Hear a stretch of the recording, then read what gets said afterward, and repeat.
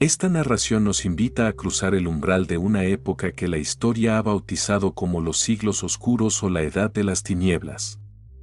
No se le llama así porque careciera de latido vital, sino porque, durante un largo y silencioso invierno, Europa se quedó huérfana de su propia voz. Comenzaremos nuestro periplo en el mundo del Imperio Romano tardío y recorreremos la senda de su desintegración, atestiguando la desaparición del orden conocido y adentrándonos en un tiempo donde el continente vivía sin un centro de gravedad y sin la certeza de un mañana. Hablaremos de cómo las ciudades se vaciaron y la escritura se desvaneció en la niebla del olvido, de cómo la Iglesia se erigió como el único faro de estabilidad en un océano de caos, de por qué la existencia humana se contrajo hasta limitarse a los linderos de la aldea y el castillo, y de qué manera el miedo y la ruina sentaron los cimientos de un nuevo orden. Si este relato resuena contigo, te invito a darle un me gusta, a suscribirte al canal Historia Soñolienta y a compartir en los comentarios qué fragmento del pasado deseas que exploremos en la próxima ocasión. Disfruta de la escucha. En el siglo IV, el Imperio Romano aún no percibía el vértigo del abismo bajo sus pies. Para la inmensa mayoría de las almas que habitaban sus dominios, el mundo seguía girando con esa familiaridad ordenada y predecible, los caminos de piedra aún tejían una red ininterrumpida de ciudad en ciudad, los impuestos se recaudaban con la regularidad de las estaciones y el poder, aunque distante y etéreo, se sentía real y tangible.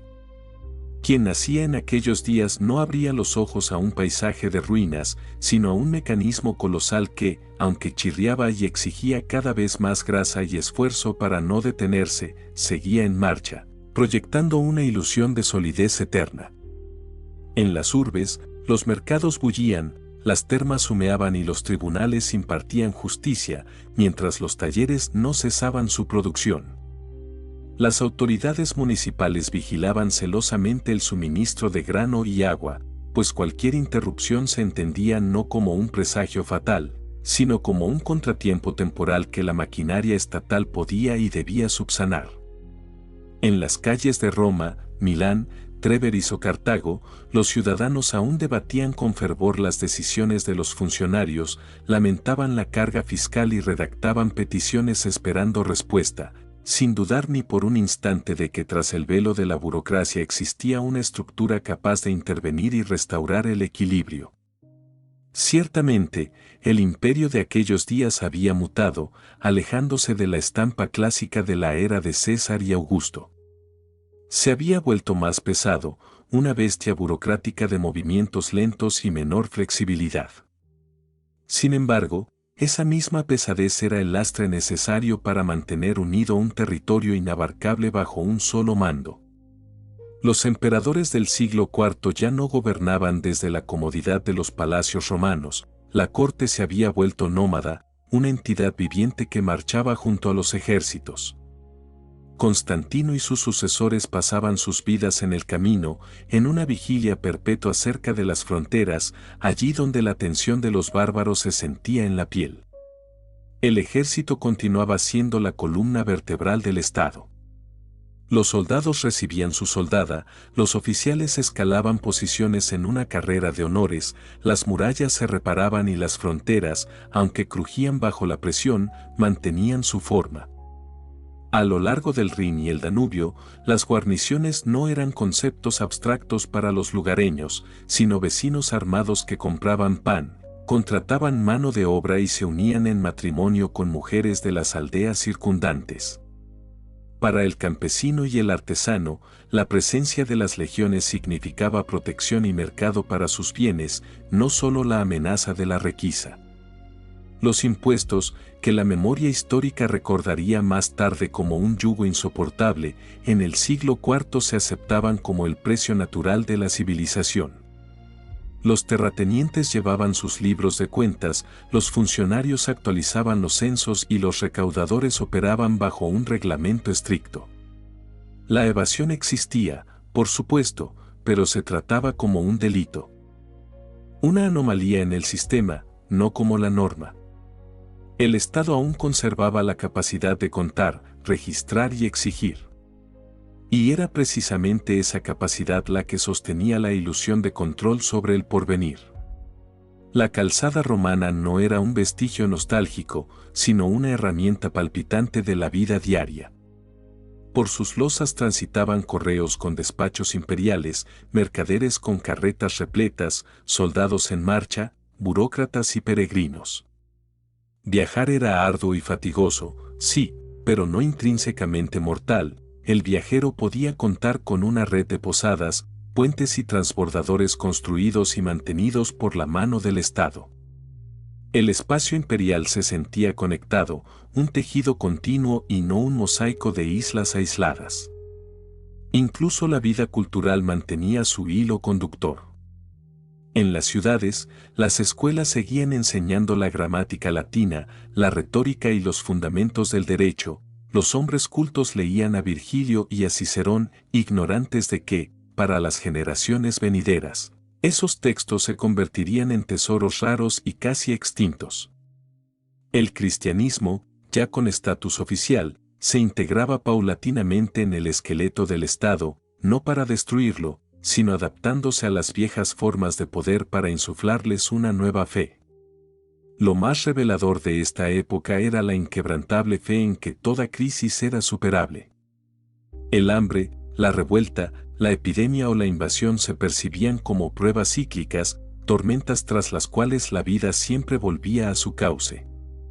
La gente recordaba años duros, pero la memoria de la recuperación siempre pesaba más que el miedo al colapso definitivo. Esa sensación de eterna recurrencia fue lo que protegió al mundo tardorromano de la conciencia de su propio final. Sin embargo, bajo esa superficie de estabilidad, corrientes invisibles erosionaban los cimientos del imperio. Cada vez más tierras se concentraban en manos de grandes latifundistas, cada vez más hombres buscaban el amparo de patronos locales en lugar de la justicia del Estado. El poder central comenzó a sentirse lejano y gravoso, perdiendo su rostro protector. Estos cambios ocurrían sin estruendo, casi imperceptibles para los contemporáneos, y por ello no provocaron una resistencia inmediata. El siglo IV fue el tiempo en que el viejo mundo, aunque vivo, dejó de renovarse. Seguía existiendo por inercia, apoyado en la grandeza de lo construido antaño, pero incapaz de hallar nuevas formas que reemplazaran la flexibilidad perdida. Para quienes vivían entonces, no era un ocaso, sino la realidad de siempre, en la que simplemente se hacía un poco más difícil respirar, aunque el aire aún no faltaba. Es precisamente en este estado de aparente solidez, pero con la capacidad de regeneración agotada, donde comienza la verdadera historia de los tiempos oscuros. Porque el colapso nunca llega de golpe, siempre germina durante un largo periodo de falsa calma. El siglo V no amaneció para el Imperio Romano de Occidente como una catástrofe súbita, sino como la metástasis de esa fatiga acumulada durante décadas, transformándose gradualmente en la imposibilidad física de gobernar un espacio tan vasto desde un único cerebro. Los emperadores se sucedían como sombras, dictaban órdenes, pero las decisiones tomadas en una ciudad a menudo se disolvían antes de llegar a la siguiente, pues la idea misma de una autoridad unificada comenzaba a evaporarse en la práctica diaria. Cuando en el año 410 las tropas de Alarico vulneraron las puertas de Roma, el impacto para los contemporáneos no fue solo por la destrucción material, sino por la profanación de un dogma.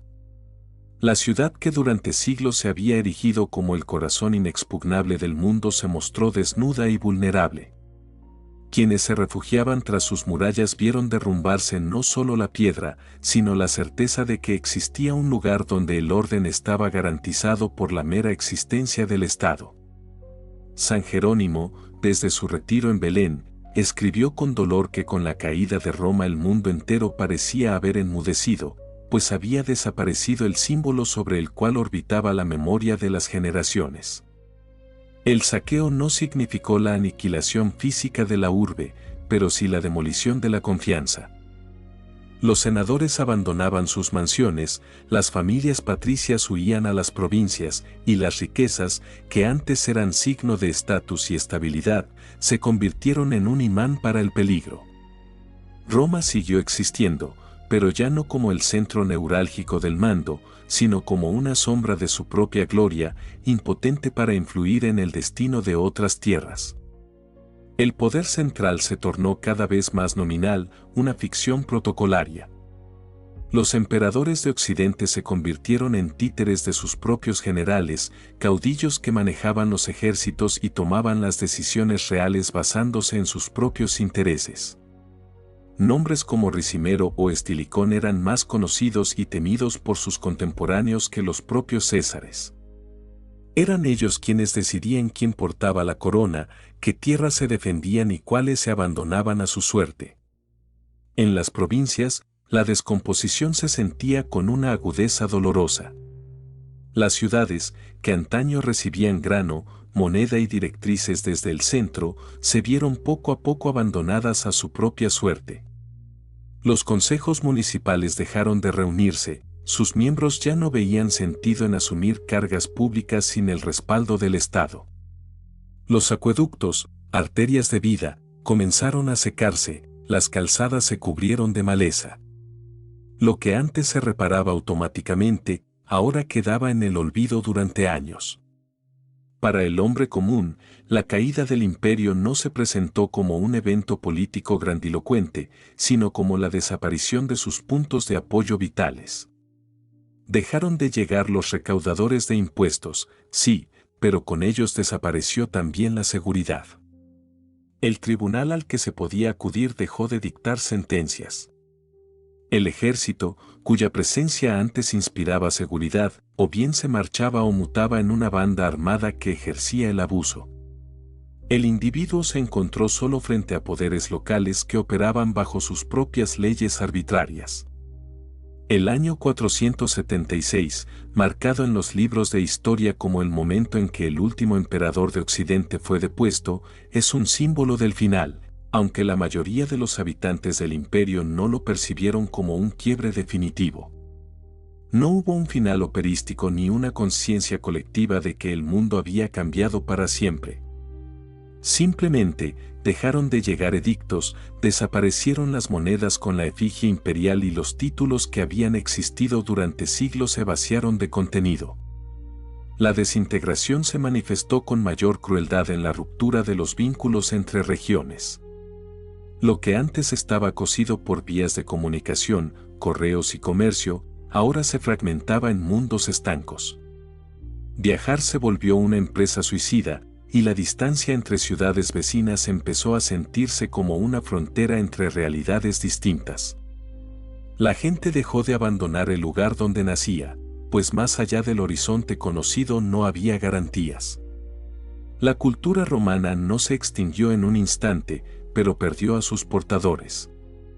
Las escuelas cerraron sus puertas porque no había quien pagara a los maestros, y los libros, antes copiados y distribuidos, quedaron huérfanos de lectores. El latín comenzó a vulgarizarse, perdiendo su complejidad gramatical para convertirse en una lengua de supervivencia cotidiana, alejándose de las alturas de la educación y el derecho.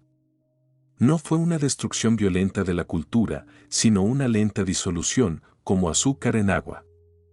El siglo V fue el tiempo en que el Imperio Romano de Occidente dejó de ser el marco que contenía la vida. El Estado no colapsó de un solo golpe, simplemente dejó de cumplir sus funciones. Y la humanidad aprendió a vivir sin él, no llamándolo nuevo orden, sino considerándolo una necesidad temporal lamentable. Fue en ese momento cuando el mundo cruzó el umbral hacia una era donde el pasado ya no servía de muleta y el futuro carecía de forma definida. Así se desvaneció Roma, como sistema, como centro y como garantía, dejando tras de sí un paisaje sembrado de escombros del viejo orden, sobre los cuales, muy lentamente, comenzaría a edificarse una nueva Europa. Tras la evaporación de la autoridad imperial, el espacio europeo no quedó vacío, pero su carácter mutó.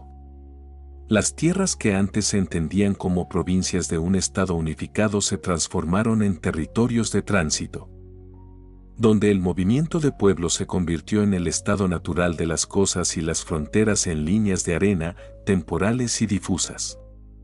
Los siglos V y V estuvieron marcados por la gran migración, que no debe imaginarse como una ola única y coordinada, sino como la suma de miles de trayectorias individuales, decisiones tribales y destinos humanos entrelazados. Los godos, protagonistas de los tumultos del siglo anterior, no se desvanecieron con la caída de Roma. Tras la muerte de su rey, una parte de ellos echó raíces en la Galia y posteriormente se desplazó hacia Hispania, dando nacimiento al reino visigodo. Sus capitales cambiaban, sus leyes se reescribían, pero la estructura de su poder intentaba imitar la gestión romana. Los reyes visigodos redactaban documentos oficiales en latín y se apoyaban en la nobleza local hispano-romana, conscientes de que sin ellos era imposible gobernar la tierra. En Italia, el escenario era distinto. Tras una sucesión de conflictos sangrientos, la península cayó bajo el dominio de los ostrogodos. Su rey, Teodorico, se esforzó por presentarse no como un destructor, sino como el legítimo heredero de la tradición romana. Mantuvo el Senado, financió las estructuras urbanas y permitió que los aristócratas romanos administraran los asuntos civiles. Para un habitante de Rávena o Roma, esto significaba que la cáscara del orden aún se mantenía intacta, aunque su contenido estuviera cambiando irremediablemente. Al norte, en la Galia, se consolidaba el poder de los francos. El rey Clodoveo, unificando a tribus dispersas, tomó una decisión que marcaría el destino de la región durante siglos, al abrazar el cristianismo según el rito romano. Se ganó el favor de los obispos y de la élite galorromana, permitiendo que su dinastía echara raíces profundas.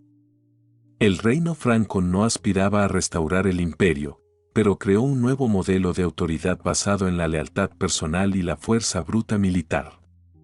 Es crucial entender que la migración de los pueblos no significaba que todos estuvieran en perpetuo movimiento. Muchos grupos se detenían, se asentaban, se mezclaban con la población nativa y perdían gradualmente su identidad original. Los agricultores romanos seguían arando sus campos, solo que ahora tributaban a nuevos señores. El idioma mutaba lentamente, las leyes coexistían y los matrimonios mixtos dejaban de ser una rareza para convertirse en costumbre. Los vándalos, cuyo nombre quedaría injustamente asociado a la destrucción ciega, fundaron un reino próspero en el norte de África.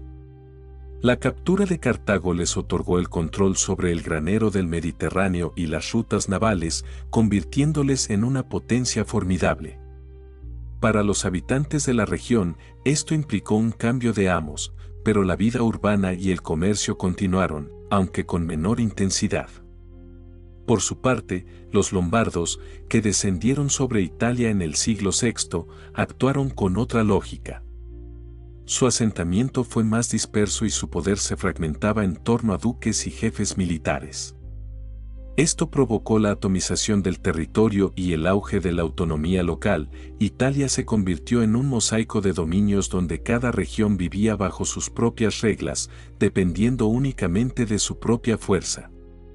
Importante es recalcar que este periodo de migraciones rara vez fue percibido por sus protagonistas como la destrucción consciente de un mundo antiguo. Para ellos, era la búsqueda desesperada de tierra fértil, seguridad y supervivencia. No llegaban a un desierto, sino a tierras habitadas, y se veían forzados a negociar, combatir, pactar y adaptarse. El nuevo orden nacía de la suma de esas millones de microdecisiones, no de un plan maestro. Hacia mediados del siglo VI, el mapa de Europa era irreconocible comparado con el de la época imperial. En su lugar florecían reinos que no pretendían la universalidad, pero que poseían una tosca estabilidad. Sus fronteras eran líquidas, el poder era personal y la memoria de Roma sobrevivía más como una leyenda de grandeza pasada que como un manual de gobierno.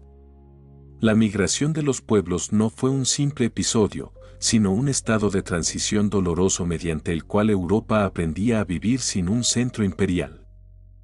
La gente se acostumbró a que el poder estuviera cerca, no lejos, a que las leyes cambiaran al cruzar un río y a que el pasado ya no dictara la forma del futuro. Fue en este caldo de cultivo, mezcla de movimiento y asentamiento, donde comenzaron a fraguarse los cimientos de la Europa medieval. El siglo VI se instauró como el tiempo en que las consecuencias de la ruptura impregnaron definitivamente la vida cotidiana, dejando de ser un evento histórico para convertirse en la textura misma de la realidad. Para quienes habitaban esa era, la desaparición del Imperio Romano ya no era un recuerdo nostálgico, pues cada vez quedaban menos ancianos que pudieran evocar un orden distinto. El nuevo mundo no surgió de un estallido repentino, sino del desvanecimiento tangible del antiguo.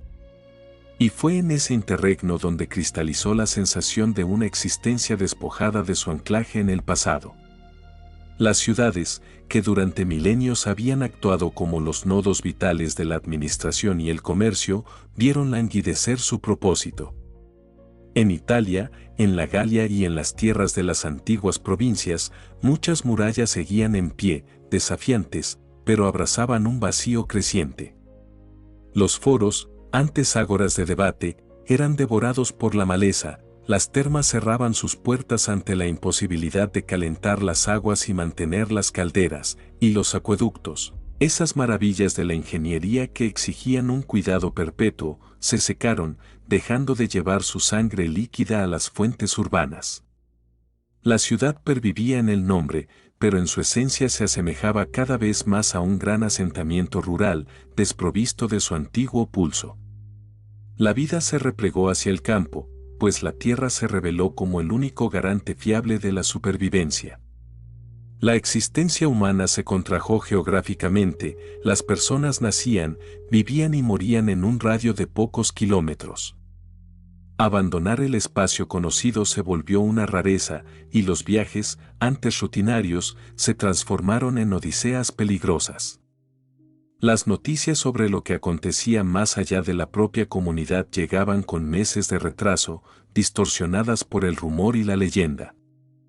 El mundo se encogió hasta coincidir con los límites de la experiencia visual inmediata, todo lo que yacía más allá se tornó ajeno, incierto y amenazante. Uno de los síntomas más desoladores de esta amnesia colectiva fue el desvanecimiento de la escritura en el día a día. Los documentos, contratos y registros que antaño certificaban cada acto de importancia, dejaron de redactarse. Incluso la nobleza, en muchos casos, olvidó el arte de leer y escribir. El conocimiento pasó a transmitirse de boca en boca, a través de relatos, advertencias y costumbres, y con cada generación, el pasado se volvía más borroso, más mítico. En ciertos rincones aún parpadeaban los rescoldos de la educación romana, pero eran islas solitarias condenadas a la extinción. Los maestros, sin nadie que pagara sus honorarios, abandonaron las aulas, las escuelas cerraron y los libros, si es que sobrevivían al fuego o a la humedad, dormían sin ojos que los recorrieran. La copia de texto se detuvo casi por completo ante la falta de una demanda real de la palabra escrita. El latín, otrora lengua de mármol, se simplificó y fracturó, convirtiéndose en una herramienta de comunicación básica y dejando de ser el vehículo de la alta cultura y el derecho. La memoria histórica se disolvía al ritmo que morían quienes podían custodiarla. Las crónicas dejaron de escribirse con regularidad, los eventos solo se registraban de manera episódica si, por azar, algún alma sentía la urgencia de dejar constancia. Por esta razón, el siglo VI nos ha legado tan pocos testimonios y nos parece, en retrospectiva, una época especialmente oscura. Pero la tiniebla no residía en la ausencia de vida, sino en el silencio de los archivos. La cotidianidad se sometió a la dictadura de la supervivencia. La mayor parte del tiempo se consumía en la labor agrícola, el cuidado del ganado y la reparación de refugios precarios. Una buena cosecha significaba bienestar, una mala, hambre y plagas. La medicina, tal como la conocían los antiguos, prácticamente desapareció, y la enfermedad se aceptó como parte ineludible del destino. No como una anomalía corregible. La muerte era una visitante frecuente, especialmente entre los niños. perder a varios miembros de la familia no era una tragedia excepcional, sino una capa más de la experiencia vital. Esta precariedad moldeó una relación distinta con el tiempo y el futuro. Se vivía en un eterno presente, sin trazar planes a largo plazo, pues la mera posibilidad de realizarlos parecía una quimera. El derecho y la justicia, instituciones monolíticas en el pasado, adoptaron formas locales y fluidas.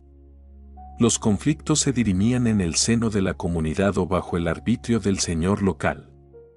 La ley escrita cedió su lugar a la costumbre ancestral, transmitida de padres a hijos. Esto dotó al orden de una mayor flexibilidad, sí, pero también lo hizo dependiente del capricho de quien ostentaba la fuerza. Es vital comprender que la pérdida de memoria no implicó la aniquilación total de la cultura. Se seguían narrando historias, entonando canciones y transmitiendo leyendas, aunque deformadas. Roma se transfiguró en un mito, y sus emperadores en figuras casi fantásticas cuyos nombres se repetían sin comprender su verdadero rol histórico. El pasado existía, pero ya no como un conocimiento preciso, sino como una sombra alargada que acompañaba al presente. El siglo VI fue un tiempo de profundo silencio, en el que la humanidad aprendió a caminar sin la muleta de la escritura y sin la certeza del mañana. No fue una simple pausa entre épocas, sino un periodo con entidad propia que forjó los hábitos, los miedos y las estrategias de supervivencia que definirían la Alta Edad Media durante siglos. Cuando la autoridad secular en Occidente perdió la capacidad de vertebrar el espacio y mantener las comunicaciones, emergió una estructura que, a diferencia del imperio, no se desmoronó ni dependió del cambio de caudillos. Esa estructura fue la Iglesia cristiana. No entendida solo como una fe abstracta, sino como una red física de personas, edificios, normas y ritos que siguieron operando cuando todo lo demás fallaba. En el siglo VI, el obispo era, con frecuencia, la única figura en la ciudad cuya autoridad se percibía como legítima y continua. En urbes como Roma, Tours o León, eran los obispos quienes organizaban el reparto de limosnas, negociaban con los jefes bárbaros y actuaban de mediadores entre la población inerme y los nuevos amos de la guerra. No se titulaban gobernantes, pero ejercían las funciones que el Estado había abandonado. A ellos acudía el pueblo en busca de protección, consejo y justicia. Un ejemplo paradigmático es el del Papa Gregorio, más tarde apodado el Grande. A finales de siglo, se encontró al timón de una Roma asolada por inundaciones, hambrunas y la amenaza perpetua de invasión. La administración imperial se había evaporado, y fue la Iglesia la que asumió la logística del abastecimiento, la distribución de grano y el mantenimiento del orden público. Para el ciudadano romano, esto no era teología, era la diferencia entre la vida y la muerte. Los monasterios se erigieron como otra fortaleza de estabilidad. Surgían lejos de las ciudades, en tierras que a menudo se consideraban inhóspitas. Los monjes desbrozaban bosques, saneaban pantanos, levantaban granjas y creaban comunidades regidas por un horario estricto. Reglas como la de San Benito imponían un ritmo de vida donde el trabajo manual, la oración y el estudio se fundían en un todo indisoluble. Este ritmo demostró ser extraordinariamente resistente. En un mundo donde las escuelas se habían extinguido, los monasterios se convirtieron en arcas de Noé para la alfabetización. Allí se seguían copiando libros, aunque fuera en cantidades modestas.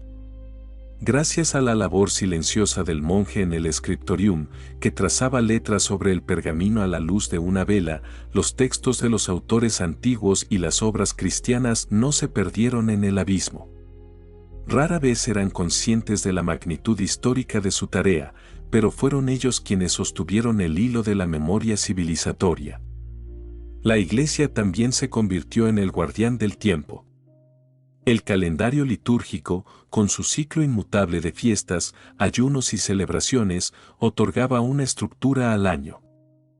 En un entorno donde las fechas estatales y los eventos oficiales habían desaparecido, el tiempo de la Iglesia ofrecía orden y previsibilidad. El campesino sabía cuándo llegaba la Pascua, cuándo debía ayunar, y ese conocimiento le proporcionaba un asidero en una realidad líquida. La actividad misionera jugó un papel crucial. Durante los siglos VI y VII, el cristianismo continuó su expansión entre pueblos que hasta hacía poco vivían al margen del orbe romano. Los misioneros no solo llevaban el Evangelio, portaban consigo la cultura escrita, nuevas formas de organización y un vínculo con un mundo más amplio. El bautismo de un rey o de la nobleza tribal a menudo significaba la inserción de esa región en una red de relaciones que trascendía la aldea local. Cabe señalar que la Iglesia no era un organismo monolítico ni perfectamente ordenado. En su seno bullían conflictos, herejías y disputas de poder. Sin embargo, incluso en el caos, conservaba una forma reconocible en cualquier región. Un viajero podía llegar a un lugar desconocido y no entender las leyes locales, pero comprendía la liturgia y la jerarquía eclesiástica, lo que le brindaba una sensación de pertenencia a una cristiandad común. Para la gente sencilla, la iglesia era el escenario de la vida. El bautismo, el matrimonio, los funerales y las festividades ocurrían bajo su techo, manteniendo la continuidad entre generaciones. A través de estos ritos, el individuo se sentía parte de una comunidad eterna, aunque el mapa político cambiara con cada estación. La fe aquí no era solo dogma, sino una herramienta para ordenar el caos de la existencia. Los siglos VI y VII demostraron que, en condiciones de colapso sistémico, fue la Iglesia la que logró preservar el mínimo de estructura necesaria para la supervivencia social. No restauró el imperio, ni era ese su fin, pero creó archipiélagos de orden entre los cuales, lentamente, comenzarían a tejerse los nuevos lazos de la Europa futura. Los siglos VI y VII fueron el periodo en que Europa se acostumbró finalmente a vivir sin un centro de gravedad, dejando de ver esa carencia como una anomalía temporal. La autoridad imperial ya no se esperaba ni se reclamaba, la idea misma de un orden universal perdió su utilidad práctica. El mundo se fragmentó en una miríada de microcosmos, cada uno girando bajo sus propias reglas y ritmos, casi indiferente a lo que ocurría más allá de la colina más cercana. Para el hombre de esta época, las fronteras del mundo estaban marcadas por el final del camino conocido. Un puñado de aldeas, un monasterio cercano, un asentamiento fortificado o una pequeña villa formaban un universo cerrado, una burbuja dentro de la cual nacían, vivían y morían generaciones enteras. Todo lo que quedaba fuera de ese círculo se percibía como una terra incógnita, nebulosa y potencialmente hostil. Viajar se convirtió en un acto extraordinario que requería una causa mayor, dejando de ser parte del tejido de la vida normal. En estas condiciones, el poder se volvió intensamente local. Pertenecía a quien tenía la fuerza para proteger y la capacidad para distribuir recursos en el terreno. Podían ser caudillos militares, grandes terratenientes o gobernantes de comarcas minúsculas cuya autoridad no emanaba de una constitución lejana, sino de la lealtad personal y de su presencia física inmediata.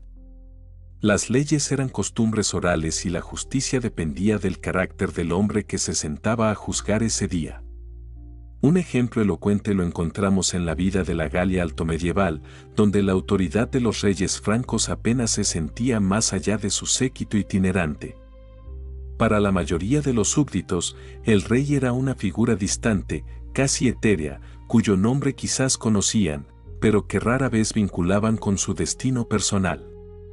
El poder real, el que decidía sobre la vida y la hacienda, estaba en manos de los representantes locales, con ellos había que pactar, a ellos había que pedir protección o contra ellos había que rebelarse. El comercio no se extinguió del todo, pero se volvió anémico y fragmentario. El intercambio de bienes se limitaba a la región inmediata y las conexiones de larga distancia se volvieron episódicas. La moneda, símbolo de un Estado fuerte, se usaba cada vez menos, cediendo terreno al trueque directo. El valor real residía en lo tangible, el grano, el ganado, la tierra y los brazos para trabajarla. La economía se tornó autárquica, orientada a la autosuficiencia y no al crecimiento o la especulación. El aislamiento era la nota dominante de la vida cotidiana. La gente rara vez se aventuraba fuera de su lugar de origen porque, fuera del espacio familiar, uno carecía de derechos y garantías. Las calzadas, herencia ciclópea de Roma, se deterioraban inexorablemente, los puentes caían y las posadas se desvanecían. Un trayecto entre regiones vecinas podía devorar semanas y exigía una escolta armada. En este contexto, los lazos de sangre y vecindad cobraron una importancia suprema. Uno dependía de su familia, de sus vecinos y de su clan, pues no había otra red de seguridad social. Perder esos vínculos equivalía a la indefensión absoluta y la soledad. La comunidad era el único escudo contra la muerte y el destierro, el castigo más temido. Este mundo acéfalo gestó una percepción particular del tiempo. Los grandes eventos históricos perdieron relevancia frente al ciclo eterno de las estaciones y las labores agrícolas. El año se medía en siembras y cosechas, en inviernos y veranos, en fiestas sacras y tiempos de ayuno. El pasado se recordaba a retazos y el futuro no se proyectaba más allá de las preocupaciones inmediatas de la próxima estación. Sin embargo, es crucial subrayar que este mundo no estaba petrificado. Dentro de estos espacios cerrados, la vida bullía, se acumulaba experiencia y se ensayaban nuevas formas de convivencia. La gente aprendía a sobrevivir en ausencia de un gran orden, inventando sus propios métodos de organización y defensa. Fue en este caldo de cultivo donde empezaron a gestarse las relaciones de vasallaje y dependencia que más tarde cristalizarían en el feudalismo. La iglesia y los monasterios, actuando como islas de orden, seguían manteniendo hilos invisibles que conectaban estos mundos aislados, pero eran hilos tenues. La escritura, el saber y la fe se movían despacio, saltando de un nodo local a otro. Europa era una red de pequeños puntos de luz parpadeante, unidos por cables frágiles y largos silencios. Los siglos 7 y 8 consolidaron esta localización profunda de la existencia. El mundo se había estrechado, sí, pero no había desaparecido. En esa clausura se forjaba una nueva resistencia, basada no en una autoridad universal, sino en la tenacidad de vivir en un espacio limitado y encontrar orden en el caos. Fue desde este estado de fragmentación desde donde Europa intentaría, tiempo después, dar el salto hacia afuera, cuando surgiera una fuerza capaz de volver a coser los retazos dispersos del continente. Hacia finales del siglo VIII, Europa habitaba una realidad donde la ausencia de un centro rector se había convertido en la norma. Sin embargo, bajo esa superficie de fragmentación, se gestaba una fatiga colectiva, un agotamiento provocado por la inestabilidad crónica y el aislamiento. Fue en este escenario donde el ascenso del rey franco, Carlomagno, no se manifestó como un accidente histórico, sino como la respuesta inevitable a una necesidad que, aunque innombrada, palpitaba en el corazón del continente, la sed de orden.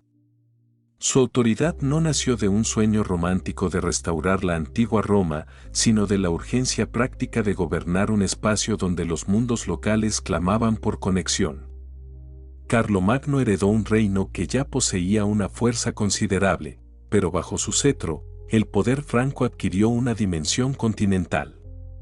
Sus campañas militares contra los lombardos en Italia, los sajones en el norte y los dominios árabes en la marca hispánica hicieron retroceder los horizontes conocidos. Pero lo trascendental no fue la conquista per se, sino la integración. Los pueblos sometidos no se limitaban a pagar tributo, sus tierras eran reconfiguradas y absorbidas dentro de una maquinaria administrativa donde la presencia real se sentía de forma constante, no episódica. La guerra contra los sajones, que se prolongó durante décadas sangrientas, es el ejemplo más crudo de esta política. No fue un conflicto fronterizo. sino el sometimiento sistemático de una región que se aferraba a sus dioses y costumbres. Carlomagno actuó con una mano de hierro, fusionando la espada con la cruz, pues en su visión del mundo, la fe y la lealtad política eran indivisibles. Gobernar tal inmensidad exigía ingenio. Carlomagno, incapaz de resucitar las complejas burocracias romanas, adoptó su lógica pero simplificó sus formas. Parceló el imperio en condados, poniendo al frente a hombres de confianza, los condes, encargados de impartir justicia, recaudar rentas y mantener la paz del rey. Para evitar que estos señores se volvieran demasiado autónomos, instituyó la figura de los missi dominici, enviados reales que recorrían el territorio fiscalizando a los poderes locales. Su llegada a una comarca era el recordatorio físico de que existía una autoridad suprema capaz de intervenir y rectificar agravios. Para el campesino y el clérigo, esto supuso una novedad radical: el poder dejaba de ser exclusivamente local.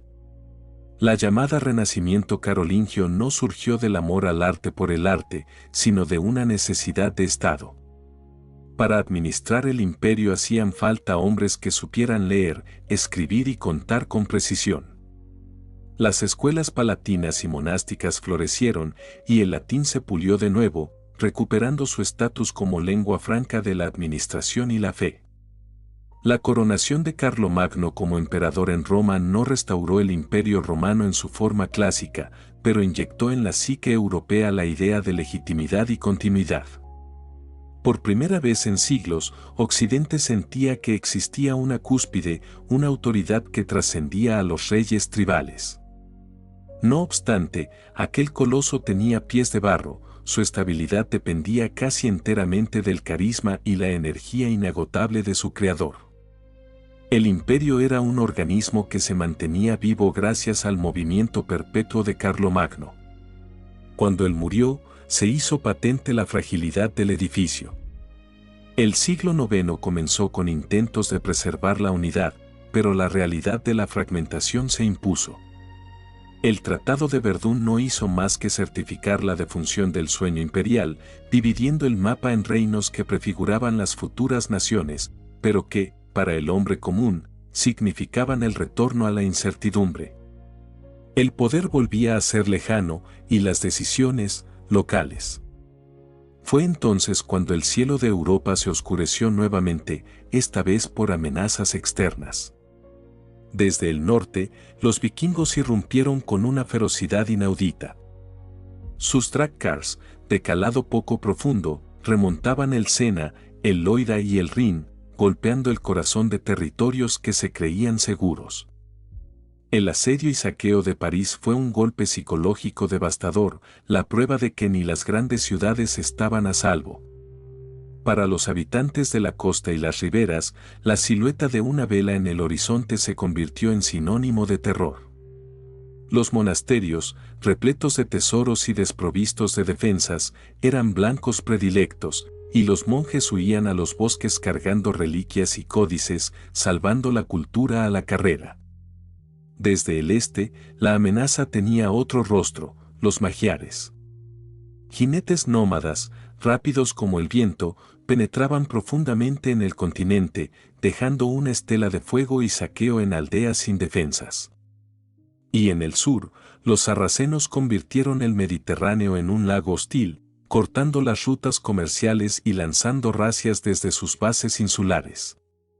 En este crisol de violencia, la sociedad mutó. Los terratenientes y señores de la guerra asumieron la función de protectores ante la inoperancia de los reyes lejanos. La gente común, aterrada, buscaba amparo no en la ley, sino en la fuerza del castellano más próximo, intercambiando libertad por seguridad. Así, de la necesidad y el miedo, nacieron los lazos de vasallaje que cimentarían el feudalismo. Los castillos comenzaron a salpicar el paisaje, alterando la geografía del poder. Europa se erizó de piedra, fragmentada pero defendida. Sin embargo, hacia finales del siglo X, algo comenzó a cambiar en la atmósfera del continente. No fue un alivio repentino, pero sí una percepción de que el mundo dejaba de contraerse. Las invasiones, que durante generaciones habían marcado el ritmo de la angustia, empezaron a remitir. Los vikingos, cansados del mar y el saqueo, se asentaron en Normandía. Los hombres del norte se transformaron en duques y campesinos, integrándose en el tejido cristiano. Los húngaros, tras sufrir derrotas decisivas, también optaron por el sedentarismo y la corona. Con el descenso de la amenaza exterior, la vida cotidiana se transformó. Las aldeas dejaron de esconderse en la espesura, los campos se roturaron con una confianza renovada. Los caminos, aunque peligrosos, dejaron de ser intransitables. El comercio despertó de su letargo, los mercados locales crecieron y con ellos la necesidad de moneda, de contratos y de orden público. Las ciudades, esqueletos vacíos durante tanto tiempo, comenzaron a llenarse de carne y sangre. Artesanos y mercaderes se agruparon al abrigo de murallas y abadías, creando nuevos burgos. No eran aún las metrópolis de la antigüedad, pero eran focos de vida, intercambio y saber. La ciudad volvía a ser un concepto viable. La iglesia, que había sostenido la vela en la noche más oscura, se convirtió ahora en la argamasa que unía estas regiones en renacimiento. Los monasterios ya no eran solo refugios, sino centros de producción económica y cultural. El latín volvía a fluir como sangre oxigenada por las venas de una Europa que recuperaba la memoria. Se escribían crónicas, se fechaban eventos, el hombre volvía a intentar atrapar el tiempo mediante la escritura, señal inequívoca de que el futuro ya no parecía un abismo negro. Este despertar no fue uniforme ni súbito. Algunas regiones avanzaron más rápido que otras, pero la tendencia era irreversible. Europa ya no se desmoronaba, se estaba rearmando. No buscaba restaurar el pasado romano, sino que estaba construyendo algo inédito, una red de reinos, señoríos y ciudades interconectadas. Al cruzar el umbral del año 1000, los europeos comenzaban a mirar más allá de la supervivencia inmediata. Los castillos se volvían centros de administración, las rutas comerciales unían mares distantes. El miedo a las tinieblas, aunque presente en la memoria cultural, dejó de ser el único motor de la existencia. Así, Europa emergió de los llamados siglos oscuros. No lo hizo volviendo atrás, sino atravesando el dolor, la pérdida y la adaptación para forjar una nueva identidad. Aquella época de sombras no fue un vacío estéril, sino el largo y doloroso parto de una civilización que, dejando atrás las ruinas de la antigüedad, estaba lista para escribir su propia historia, la historia de la Edad Media.